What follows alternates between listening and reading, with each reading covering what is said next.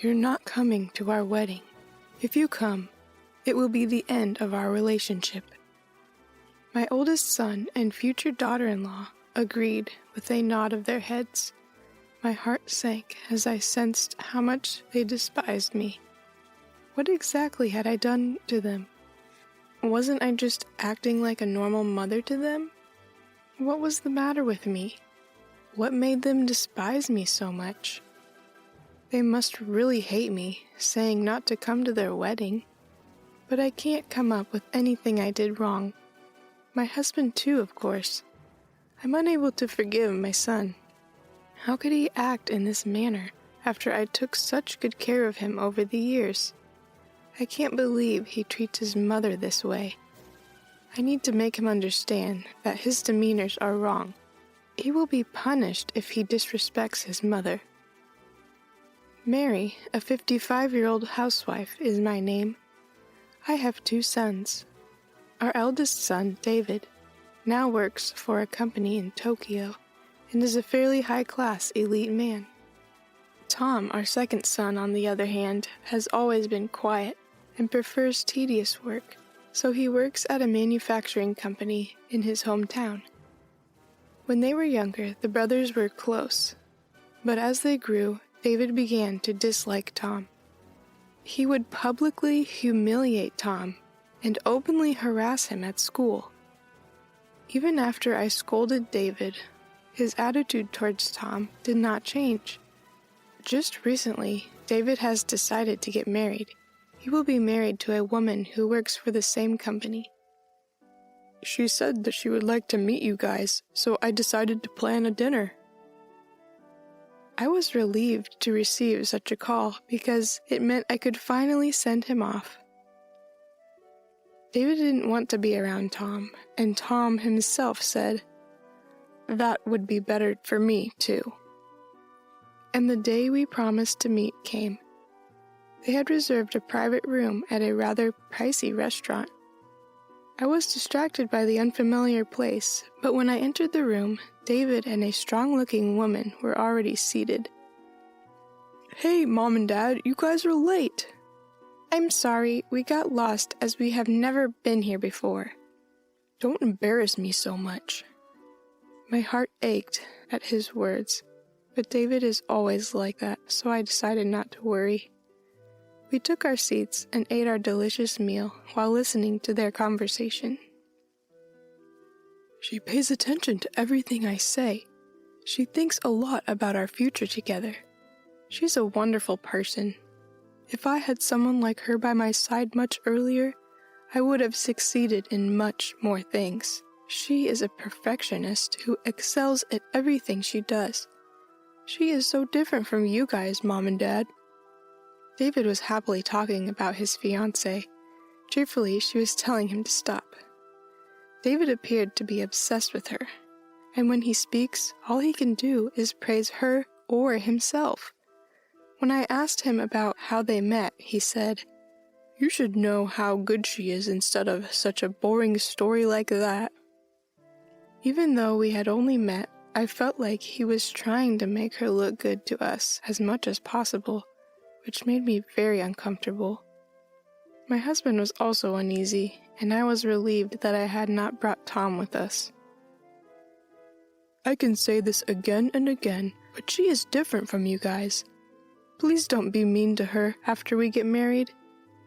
Give her some respect." "I don't need you to tell me that, because I wouldn't do that." "Ha, let's see. You guys have prioritized Tom over me my whole life. With that in mind, I can't trust that you guys wouldn't do anything to her." David's words stopped me in my tracks. He is saying whatever he wants, and we were worried about Tom because David harassed him so much. Tom has been troubled by David's harassment since he was a child, and it is natural for a person to try to alleviate their child's stress.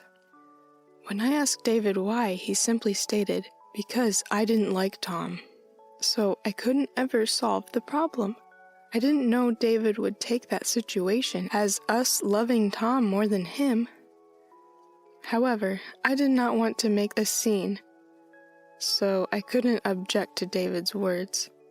The tense dinner concluded without incident, but I knew that all the issues hadn't been resolved. "Aren't you guys getting old? Don't worry, we'll take care of you too." David had made the decision on his own that he would live with us after their marriage. He appeared to have obtained the consent from his fiancée. She was saying, "You have another son who will not be dependent forever, don't you? I must take care of him." I felt really uneasy about that. Tom does live with us, but he does so because he actively cares for us, not because he is spoiled by us. David and his family, on the other hand, moved into our house without our permission, took over our room, and began acting as if they were the owners. "Why don't you go weed the garden, Tom?" "Sorry, but I have to leave for work." "You don't have a job. Go ahead and do it yourself." "What? You're so arrogant." David's persistent nudging of Tom has gotten stronger. I was amused to see Tom approach the situation with more maturity. But things were not that simple. David and his family were attempting to force Tom and us out of the house without telling us. It was late at night after my husband and Tom had both gone to bed. I was thirsty and went to get some water. The living room light was turned on. "Hey, when will this house be ours?" "Just a little more time. We need concrete plans, so there is no interruptions. I want to renovate the house after we get rid of the others. This house looks old." David chuckles at her words. I agree. "I can't believe it. I can't believe they are thinking about doing this. I told my husband and Tom right away. It would be a disaster if we did not act immediately." Tom spoke up while my husband and I were unsure what to do. "Mom, I'll take care of it. I have a strategy." Tom's words were comforting, but the plan he had given me demanded patience more than anything else. However, if Tom's way works, David and his fiancée will be out of here for good. That is why my husband and I agreed to follow Tom's plan. There were many issues, but life went on as usual, and David and his fiancée's wedding date was set. They decided to have their wedding at a very nice nearby wedding hall. We thought having it here in the countryside would not be so great, but the location we saw was quite nice. It's a little pricey, but with the money we're making, it's doable. I was annoyed to see David smile at me, but I kept my mouth shut. David continued to poke at Tom, but thanks to Tom's mature demeanor, it didn't appear to be too painful. The couple waved me over when the wedding date was set. When I went to see them with my husband and Tom, we were told something outrageous. "Please, don't come to our wedding. Our relationship will end if you come." The words astounded me. I eventually regained my composure and asked David, "Are you sure? Why so suddenly?" "I'm terrified of you guys. I don't want these people at my wedding." It was impossible not to feel angry when she fake cried in response to my question. "I'm telling you again, if you come, our relationship is done. Isn't that how you want it anyways? Aren't I your horrible son? Unlike my younger brother who can't do anything wrong." David pointed at Tom. Tom appeared to be at loss for words.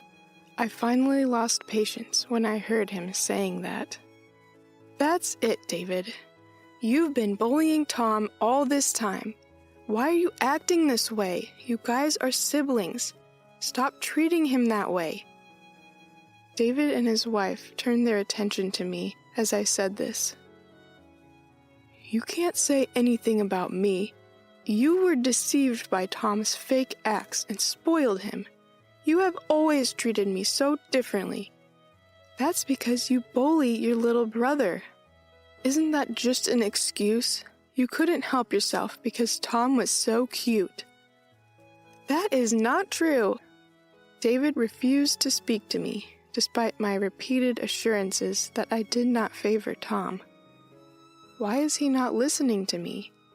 First and foremost, it became like this because of his own actions.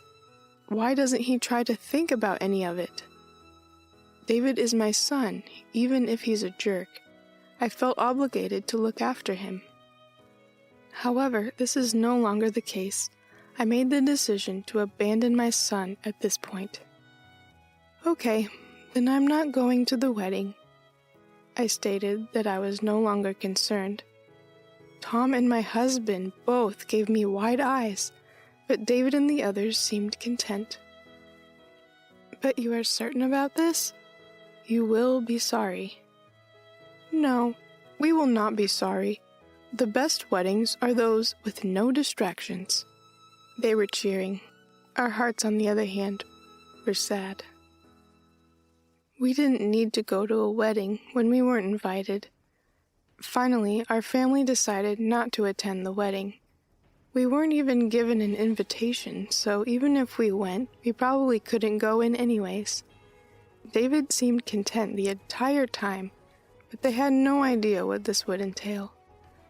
It was amusing to think about the strategy Tom had come up with. The new married couple got through the wedding without incident, but they still stayed at our house. They recently changed jobs to be closer to the house, so they were busy packing some things and moving to the new office. They returned home from work on the first day after transferring offices. When they came home, they called Tom in a panic. "Tom, what's going on?" They questioned Tom. When I asked them what had happened, they told me briefly. On their first day at work, as they were being shown around the company, they saw Tom, who was not supposed to be there. When the boss, who was showing them around, and spotted Tom, he bowed and said, "Thank you for all your help." He told them that Tom was the president of one of the company's clients. The couple, who had thought Tom was just a factory worker, could not hide their surprise at his words. In fact, Tom had been working diligently at the factory since he started working there. His hard work had been recognized by the president who ran the factory. Tom's unique ideas were indispensable for running the factory, and Tom had been admired by those around him ever since he started working there. Thanks to him, the factory began to improve its performance.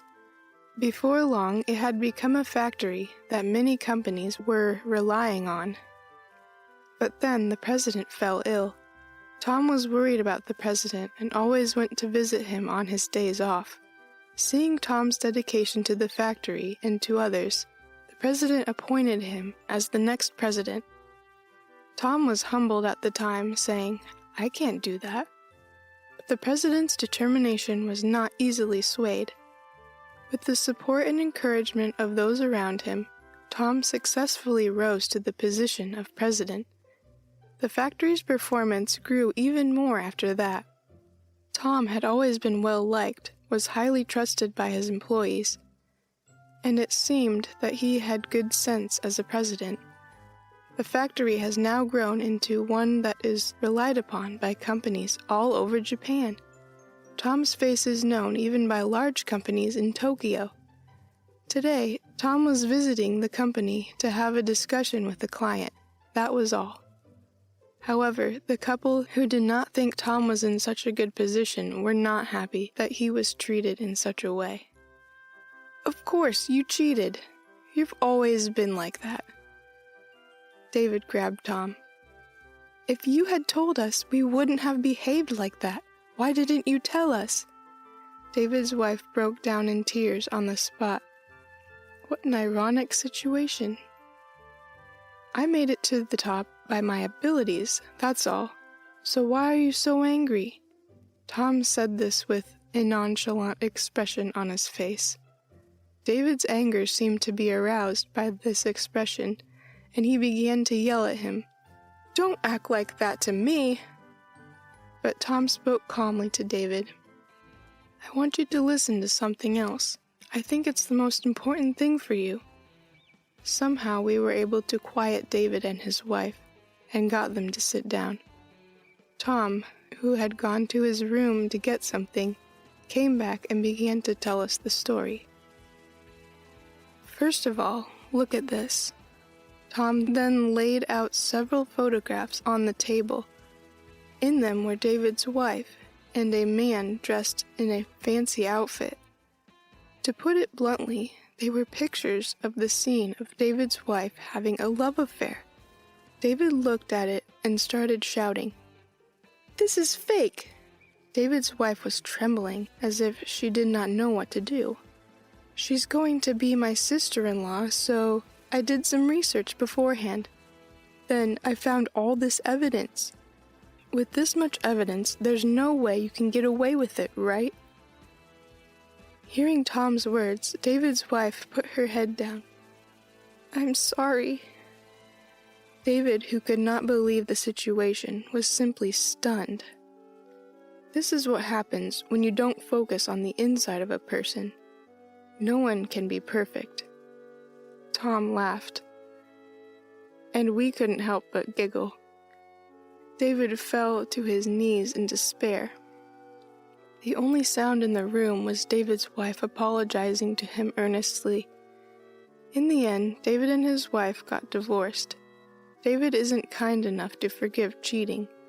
His wife was in panic when she was asked to pay alimony, but she was able to manage it with her parents' money. However, this was not enough to heal David's wounds.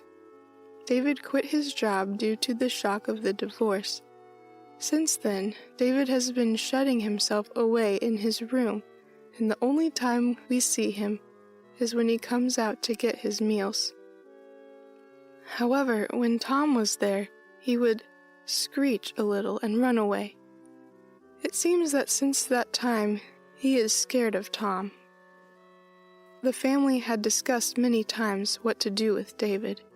In the end, everyone agreed to end relationship with David in the near future. I am sure that would be a terrible thing for us to do to David. However, we were not kind enough to forgive him for the selfishness he has shown us. A few months later, David was kicked out from the house. Toward the end, he cried out to forgive him. But to be honest, I no longer recognized him as family, so I think this was a natural consequence. The three of us, on the other hand, are now living a carefree life with no one in our way. My husband has retired, but we are still able to live without any financial difficulties thanks to Tom's work. At least until the end of my life, I would like to make sure Tom has a good family. Tom is getting married soon. His fiancée is an employee of the same company, and they have been dating for several years. I am looking forward to the wedding of my precious